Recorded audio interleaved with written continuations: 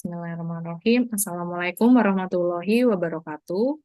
Kami dari kelompok 13, mata kuliah analisa berorientasi objek, kelas IF 404, akan mempresentasikan jawaban dari ujian akhir semester genap 2024-2025 dengan studi kasus serangan ransomware pada infrastruktur pusat data nasional.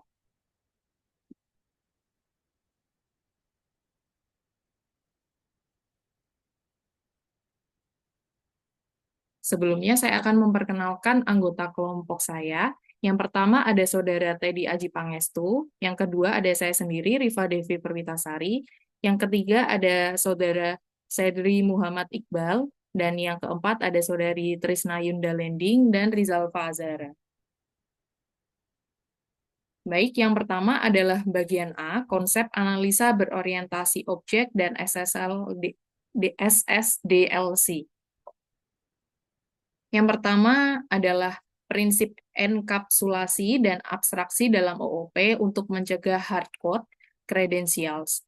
Enkapsulasi dan abstraksi adalah dua prinsip inti dari Object-Oriented Programming atau OOP yang dapat mencegah praktik tidak aman seperti hardcode credential. Enkapsulasi membatasi akses langsung ke atribut internal suatu objek dengan mengenkripsi kredensial di dalam objek, credential manager misalnya, dan hanya menyediakan metode grad credential yang mengambil data dari sumber aman seperti environment variable atau secrets manager. Maka pengembang tidak perlu menuliskan kredensial secara langsung ke dalam kode sumber. Yang kedua yaitu abstraksi yang menyembunyikan kompleksitas implementasi sistem autentikasi dan menyediakan antarmuka terstandarisasi untuk penggunaan kredensial. Misalnya, kelas atau autentikator hanya menyediakan metode authenticate tanpa mengekspos bagaimana kredensial diperoleh atau disimpan. Dengan memanfaatkan kedua prinsip ini, kredensial bisa dikelola lebih aman dan risiko leakage melalui source code dapat diminimalisir. Selanjutnya akan dibacakan oleh Saudari Trisna. Baik, pada bagian ini saya akan menjelaskan dua fase dalam SSDLC yang gagal diterapkan pada kasus serangan ransomware di Pusat Data Nasional serta rekomendasi aktivitas keamanannya.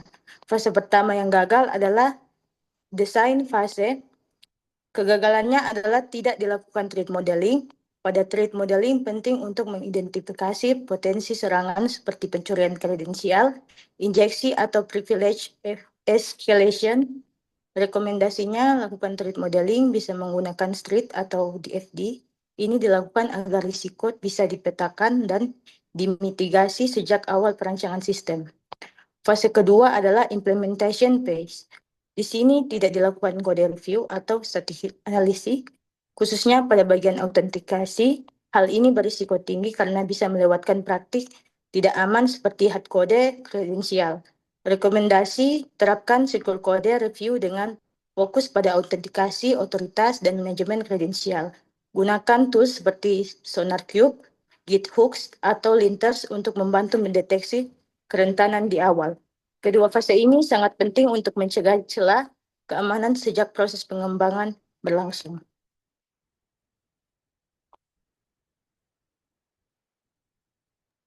Baik, selanjutnya akan dilanjutkan oleh Saudara Iqbal.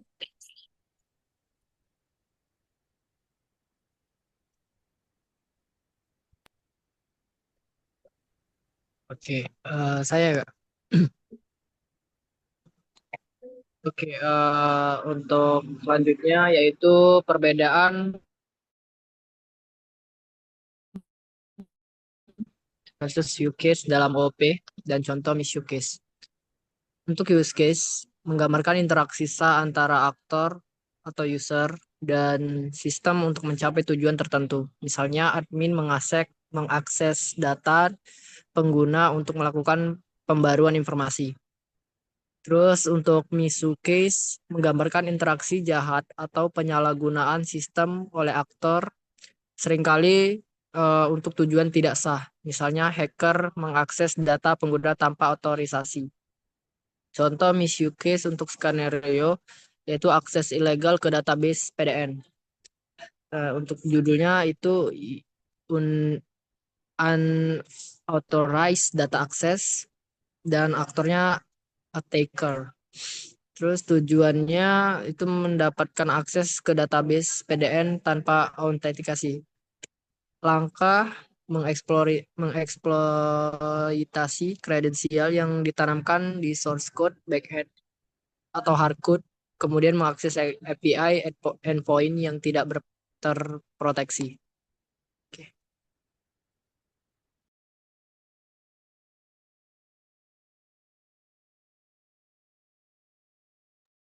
Oke, untuk bagian B, permodelan objek dan keamanan. Kelas diagram sistem data manajemen portal atau DMP. Penjelasan relasi keamanan dan zero trust arsitektur. Yang pertama yaitu ada user access logger atau asosiasi plus logging, yang dimana semua aktivitas user seperti login dan akses data akan dicatat ke akses logger untuk audit trial. Terus yang kedua itu ada data encryption. User memanggil metode enkripsi atau dekripsi, namun tidak memiliki akses langsung ke encryption key atau implementasi enkapsulasi. Terus ada akses logger data encryption, itu digunakan untuk mencatat enkripsi atau dekripsi yang dilakukan oleh user. Terus ada backup system yang digunakan oleh sistem untuk recovery dan juga berinteraksi dengan data encryption untuk memastikan data backup juga terenkripsi. Zero trust implementation, tidak ada entitas yang dipercaya secara default. Semua akses divalidasi dan diaudit. Akses logger mencatat setiap aksi tanpa kecuali. Akses ke data encryption dibatasi melalui metode aman, bukan langsung ke atribut. Oke.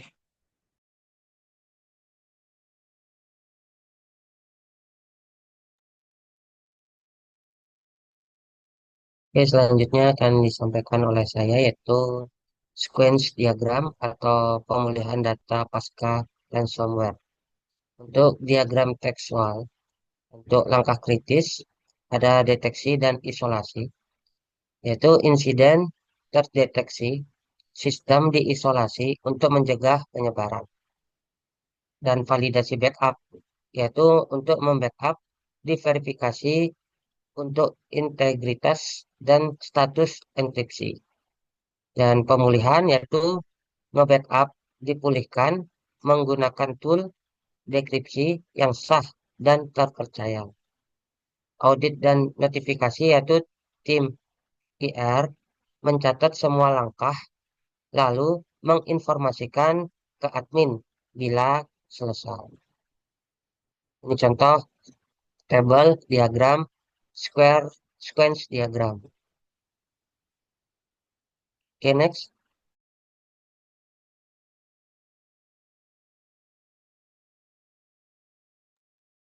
Baik, berikut adalah referensi yang digunakan dalam mengerjakan soal UAS ini.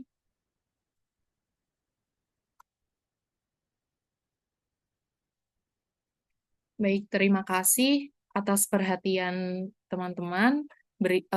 Sekian presentasi dari kelompok 13. Mohon maaf apabila ada kekurangan dan kesalahan. Wassalamualaikum warahmatullahi wabarakatuh.